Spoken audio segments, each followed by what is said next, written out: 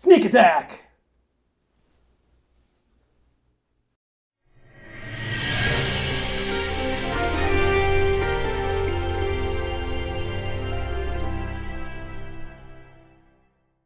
Hello, and welcome to Action Surge, the series where we take a deep dive into your turn in 5th edition Dungeons & Dragons.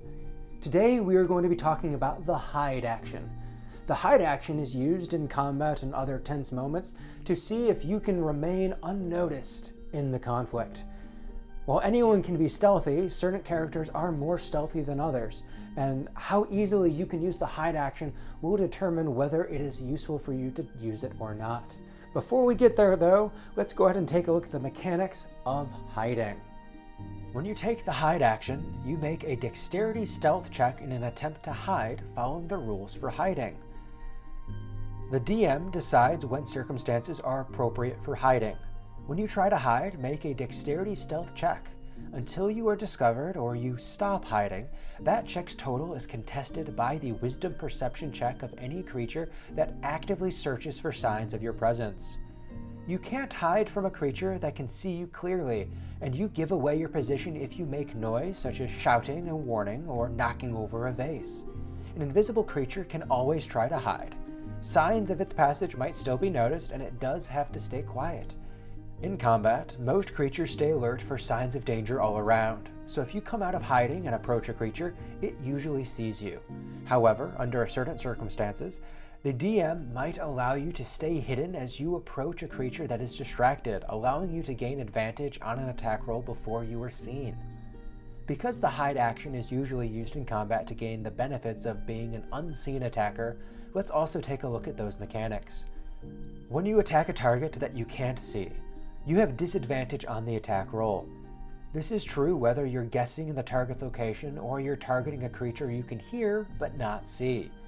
If the target isn't in the location you targeted, you automatically miss. But the DM typically just says that the attack missed, not whether you guessed the target's location correctly or not, so you'll still probably be making those attack rolls whether or not the target is invisibly there or someplace else. When a creature can't see you, you have advantage on attack rolls against it. If you are hidden, both unseen and unheard, when you make an attack, you give away your location when the attack hits or misses, so be careful when you choose to make those attacks from hiding. Now that we've taken a look at the mechanics of the hide action, when are you going to want to use it in combat? The hide action is going to be most often used by the rogue class to gain access to their sneak attack dice when they are fighting an enemy that does not have an ally next to them. Outside of the rogue class though, anyone can take the hide action. Anyone will want to take the hide action when it suits them strategically in the combat. The hide action is going to be used more often by non-rogue players when there is an objective in the combat beyond killing the enemy. Whether you are trying to sneak up to a portal to close it, whether you are trying to steal an artifact from an enemy, the hide action is how you are going to go unnoticed in combat until your part is ready to be played. With this though, the hide action typically only needs to be taken once to establish your hiding unless the situation changes. If you're going to be switching between places of cover that you are hiding behind or hiding in, you are going to want to take the hide action again.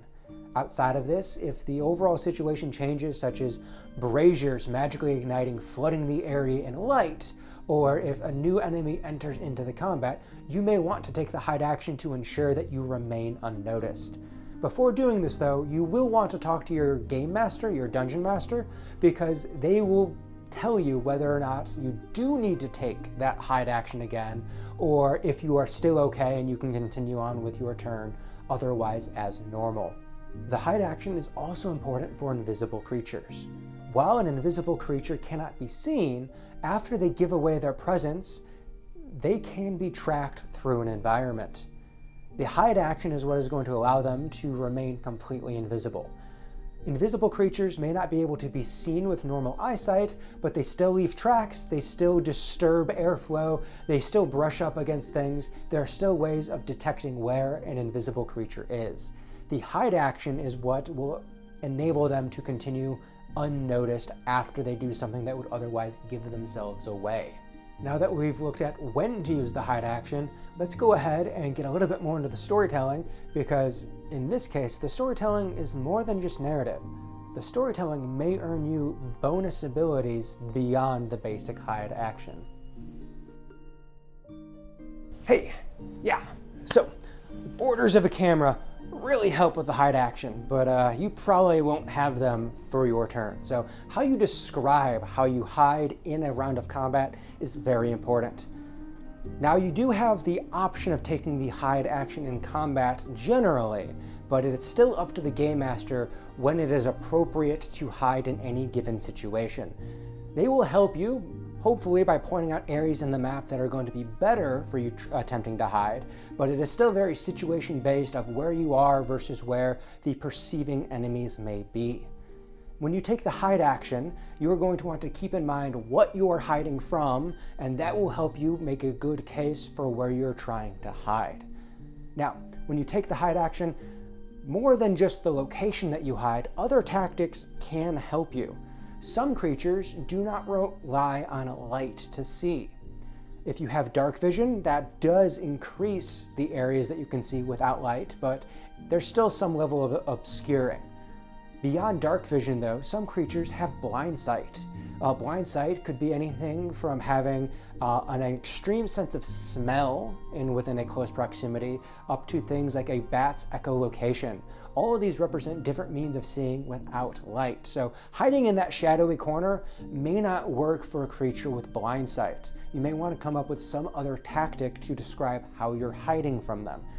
For instance, if it is a bat, maybe simply being surrounded in curtains, even if they're not fully covering you, being surrounded in some level of curtains can help dampen what they can see, and you can make that as a case for hiding from something with echolocation. Beyond blind sight though, there are some creatures with something called tremor sense. And tremor sense is feeling the vibrations in the ground, or if you're in the water, feeling vibrations through the water. With this, it is very difficult to hide, and depending on what case you are making for your hiding, the game master may ask you to make a stealth roll because you're using your action for it, but if one of the enemies in the combat has tremor sense, that hide action may not even be valid for that target. If you are aware that something has tremor sense or you merely suspect it, changing how you describe your hiding may help with this. If you are in a more of a plush room environment, maybe the only thing you need to make an argument for tremor sense is to jump up on a couch, on a divan, something like that, where you are not directly in contact with the ground and you are in fact standing on some form of cushion. Alternatively, maybe hanging from a chandelier would be a very good use of stealth. Your dungeon master may even make the argument for you that if you're hanging from a chandelier, you don't even have to take the hide action because there's zero chance it could sense you because it can't see you. You're hanging from something on the ceiling. When it's on the ground, you're fine. Describing how you are going to take the hide action not only will allow you to possibly make a stealth roll someplace where the dungeon master wasn't expecting you to be able to, but it may allow you to do these concealments of your character against creatures otherwise not typically possible. The way you describe how your character hides can win you so many points in this game about dialogue. We already know that the hide mechanics of D&D are based around a very unorthodox means of whether or not you can do it. You can take the attack action whenever you want. You can take the cast a spell action whenever you have a cantrip or a spell slot to burn. But something like the hide action requires a judgment call to be made. So the more descriptive you are in how you're trying to do something, that can help teeter whether or not that action is viable in combat. And with that, we have unfortunately seen the entirety of our episode on hiding. We have talked about the mechanics of hiding, we have talked about when you would want to use the hide action, and we have talked about different ways of describing your means of concealing yourself to not only be hidden from those with sight, but with those with senses beyond it. If you have enjoyed examining this entire episode, have I got a treat for you, because next week we will continue the examinations with searching. I'll see you then.